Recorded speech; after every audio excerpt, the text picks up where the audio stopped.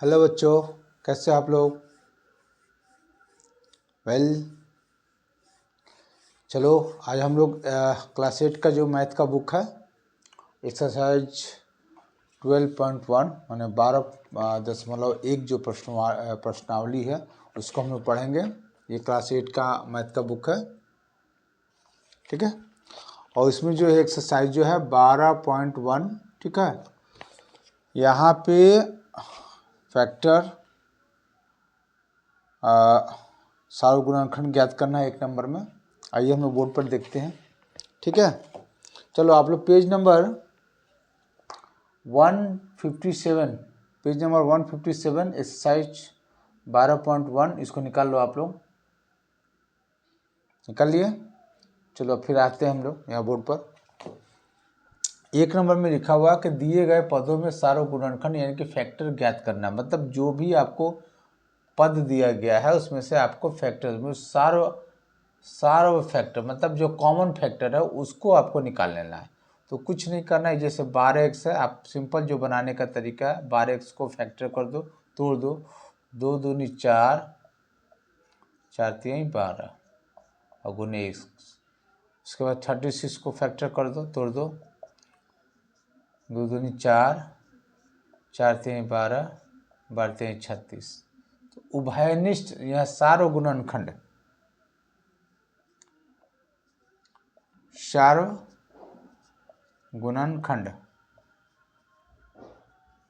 सार्व गुणनखंड का अर्थ होता है कि जो दोनों में हो। ये जो देखिए 2 दोनों में है, 2 दोनों में है, 3 दोनों में है, सबको लिख लो। 2 इंटू 2 इंटू 3 यानी कि 2 दूनी 4, 4 3 12, 12 आपका सार्व गुणनखंड यानी कि कॉमन फैक्टर हुआ, जिसे यही आंसर हुआ आप लोग का। तो इसी तरीक़ा से हम लोग को बनाना है सभी क्वेश्चन को। चलो इसको नोट कर लो आप लोग। नेक्स्ट क्वेश्चन 1 नंबर का 2 नंबर क्वेश्चन हम लोग देखेंगे, ठीक है। तो यहाँ लिखा हुआ है कि 2y, 22xy इसको फैक्टर करेंगे, जैसे आपका 2y हुआ, 2y को फैक्टर करेंगे तो 2 इंटू वाई, फिर 22xy है उसको फैक्टर करेंगे तो 2 गुने 11 गुने x गुने y, सार्व गुणनखंड।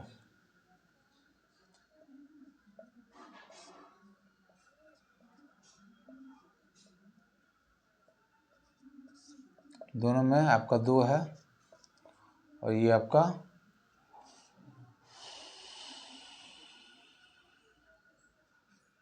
2 है और फिर आपका y है, तो आपका आंसर हो जाएगा 2y। ये आंसर हो जाएगा, ठीक है। नोट करो सब आप लोग इसको। उसके बाद 3 नंबर क्वेश्चन है इसी का। किताब में लिखा हुआ है 14 PQ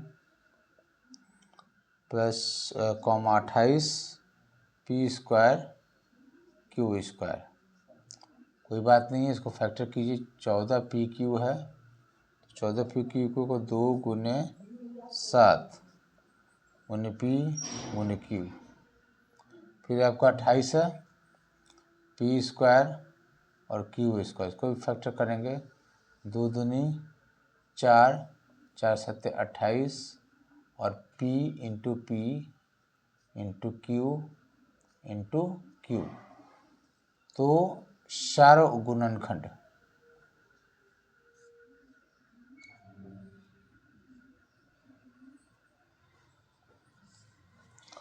दो है, फिर आपका 7 है, फिर आपका P है, फिर आपका Q है।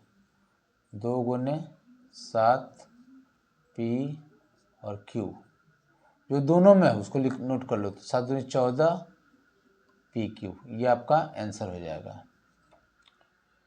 तो इस तरीक़ा से हम लोग बनाएंगे। ये 3 नंबर तक हो गया, नोट कर सकते हैं आप लोग, स्क्रीनशॉट भी ले लीजिए। उसके बाद फिर 4 नंबर भी क्वेश्चन आप लोग देख लो। इसमें 4 नंबर क्वेश्चन में क्या है, 2x और 3x स्क्वायर और 4, इसमें 3 ठो पद है। तो उसमें क्या है, 2x को फैक्टर करेंगे तो 2 गुने x 3x² को फैक्टर करेंगे तो 3 गुने x गुने x, ठीक है। और उसके बाद 4 है तो 4 को तोड़ेंगे तो 2 गुने 2। तो अब देखिए यहाँ पे हम लोग को सारो गुणनखंड निकालना है, सारो गुणनखंड। तो इसमें 2 है, इसमें 2 है नहीं है, इसमें तो 2 है, तो इसमें 2 है इसमें नहीं है, तो उसको हम लोग नहीं लेंगे, वो तीनों में होना चाहिए। जैसे यहाँ पे 3 पद है तो तीनों में वो संख्या होनी चाहिए, वो नंबर तीनों में होनी चाहिए। जैसे SCF हम लोग बना रहे थे, सेम टू सेम वही, इसमें x है, इसमें भी x है, इसमें x है नहीं है, तो कोई भी पद ऐसा नहीं है जो कि तीनों पद में आपका हो, कोई भी नंबर ऐसा नहीं है। तो यहाँ पे देखिए सब में हम गुना 1 कर दें, सब में हम गुना 1 कर दें, इसमें भी गुना 1 कर दें, 2 में 1 का गुना करेंगे तो उतना ही होगा, x में गुना 1 का गुना तो उतना ही आएगा, इसमें भी। तो एक जो है सब में कॉमन है, तो ये आपका यहाँ पे जब कोई चीज़ कॉमन अगर नहीं हो तो एक आपका आंसर हो जाएगा, ठीक है। ये थोड़ा समझने वाली बात है, ठीक है। चलो इसको नोट करो आप लोग।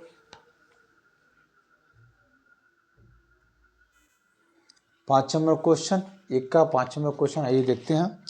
लिखा हुआ है 6abc, 24ab² और 12a²b, सबको फैक्टर करना। 3 पद है, 1 पद, 2 पद और 3 पद है, सबको तोड़ेंगे हम लोग। तो 6abc इसको फैक्टर कीजिए, 2 गुने 3 गुने a गुने b गुने c, ठीक है। अब इसको नेक्स्ट 24ab² है, 24 को तोड़ेंगे तो 2 दूनी 4, 4 दूनी 8, 8 तरीके 24 को फैक्टर करके, चूँकि छोटे छोटे नंबर है, 24 है, 16, 18, तो उसको हम लोग तोड़ सकते हैं। जैसे एलसीएम फैक्टर हम लोग तोड़ते थे, जैसे 24 है तो 24 को तोड़ेंगे क्या चीज़ से, 2 से 12 बार में, 2 से 6 बार में और 2 से 3 बार में। तो उसको हम लोग मन में ही तोड़ दिए, 2 दिन देखिए, 2 3 ठो 1 ठो 3 है, तो 2 3 ठो, 2 दिन 4, 4 3 12 और 12 3 24। अब उसके बाद a गुने b और गुने b। इसी तरह से आप लोग बड़ा अगर नंबर हो तो आप इसे फैक्टर करके तोड़ सकते हैं, ठीक है ना। या छोटा अंक तो आप अपने मन से भी तोड़ सकते हैं, लेकिन यहाँ पे तोड़ के दिखाना है फिर आपको। 2 दूनी 4, 4 तिहाई 12 और a गुने a और गुने b, ये हम लोग फैक्टर कर दिए। यहाँ पे हम लोग को सारो गुणनखंड ज्ञात करना है।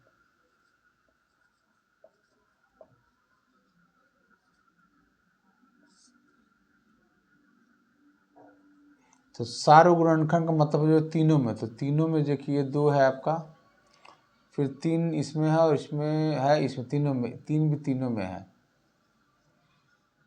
तो उसमें आप लिख देंगे 2 गुने 3। ए इसमें है, इसमें है, इसमें ए भी लिख देंगे आप। फिर बी है तो बी इसमें भी है और इसमें भी है, तो बी को भी लिख देंगे। और सी इसमें है, इसमें नहीं है, ठीक है। तो इसको लिखेंगे 2 3 6, ए बी आपका आंसर हो जाएगा, ठीक है। इस तरह से हम लोग को बनाना है। अब आइए 6 नंबर, इसी का 6 नंबर में लिखा हुआ है कि 16x³ comma -4x² comma 32x। 3 पद है, इसको तीनों पद को आपको फैक्टर करना है। 16x³ को 2 दूनी 4, 4 दूनी 8, 8 दूनी 16, 2 दूनी 4, 4 दूनी 8, 8 दूनी 16 और x 3 ठो, ठीक है। अब आइए सेकंड नंबर है -4x², तो -2 × 2 और x × x। उसके बाद नेक्स्ट पद है 32x, तो 32 को तोड़ना आसान है, 2 गुने 2 गुने और लास्ट में x, ठीक है। सारा गुणनखंड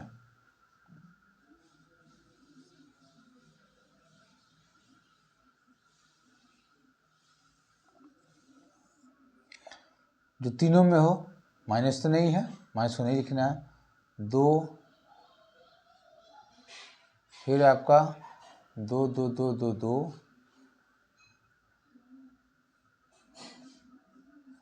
फिर इसमें 2 है, इसमें नहीं है तो छोड़ दीजिए उसको।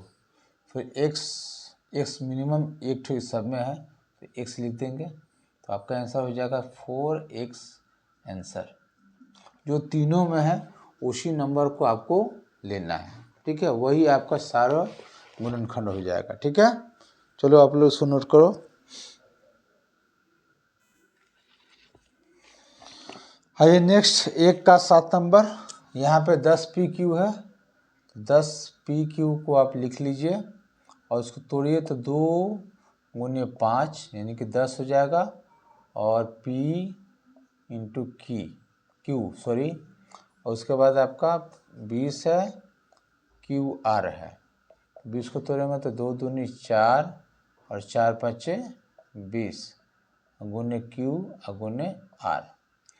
उसके बाद 30 है, 30 RP है, 30 को तोड़ेंगे तो 2 गुने 3 और 3 5 6 2 3 6 और 6 5 30। उसके बाद R गुने P, सारो गुणनखंड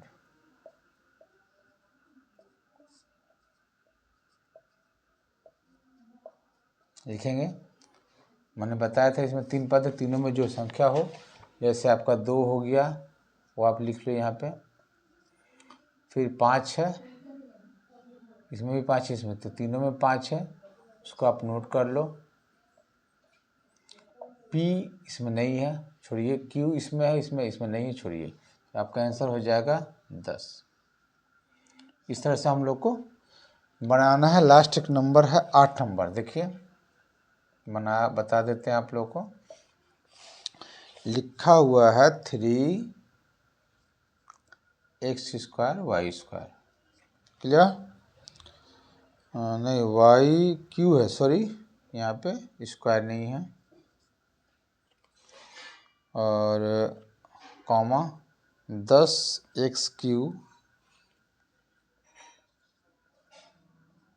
y², ठीक है, कॉमा 6x² y² z, ठीक है। सबको आराम से तोड़ दीजिए। जैसे पहला पद है 3x² y⁻³ लिखेंगे 3 गुने x गुने y 3 बार, y⁻³ है ना, 3 बार लिख दो। फिर उसके बाद 10x⁻³ y², तो 10 को तोड़ेंगे तो 2 5 10, x 3 बार 1 2 3 और y 2 बार, y इंटू वाई। अब उसके बाद फिर है आपका 6x² y², तो 2 गुने 3 गुने x गुने और z भी है, y 2 बार और z भी है। जो छूटा हुआ था उसको मैंने लिख दिया है, ठीक है ना। चलो अब आपको सार्व गुणनखंड लिखना है। क्या लिखना है? सार्व गुणनखंड। सार्व गुणनखंड का अर्थ होता है जो यहाँ 3 पद है तो तीनों में होना चाहिए। तो इसमें 3 है, इसमें है नहीं है, तो वो आप नहीं लिख सकते हो, ठीक है। तो अब तो नंबर ख़त्म। अब आइए, इसमें x है, इसमें भी x है, इसमें भी x है, तो उसको लिख लीजिए। दूसरा x यहाँ पे है, दूसरा x इसमें भी है और दूसरा x इसमें भी है, तो आप उसको लिख लीजिए। और फिर y है, इसमें भी y है और इसमें भी y है, तो उसको भी आप लिख लो, ठीक है। दूसरा y भी है यहाँ पे और दूसरा y भी यहाँ पे, यहाँ भी दूसरा y, उसको भी लिख लो। तीसरा y यहाँ पे है, इसमें नहीं है, ठीक है ना। तो बस ये काम खत्म। तो आपका आंसर हो जाएगा x² y²। चूँकि ये 2 ठो है, ये भी 2 ठो है, तो ये आपका आंसर हो जाएगा, ठीक है। तो इस तरह से हम लोग का 1 नंबर कंप्लीट हुआ। टोटल इसमें 8 क्वेश्चन हैं, ठीक है। हम लोग इसको बना दिए। तब तक का आप लोग इसका अभ्यास कीजिए और अगले वीडियो में हम लोग दूसरा क्वेश्चन पढ़ेंगे। आशा करते हैं आप लोग को समझ में आया होगा मेरा। अगर कहीं कोई दिक्कत या समस्या हुई हो तो प्लीज़ आप कमेंट्स करें वीडियो में। और पहली बार अगर आप मेरे वीडियो पर आए हुए हैं तो प्लीज़ मेरे चैनल को आप लोग सब्सक्राइब कर लीजिए। राकेश सर ट्रेडर के नाम से मेरा चैनल है, ठीक है।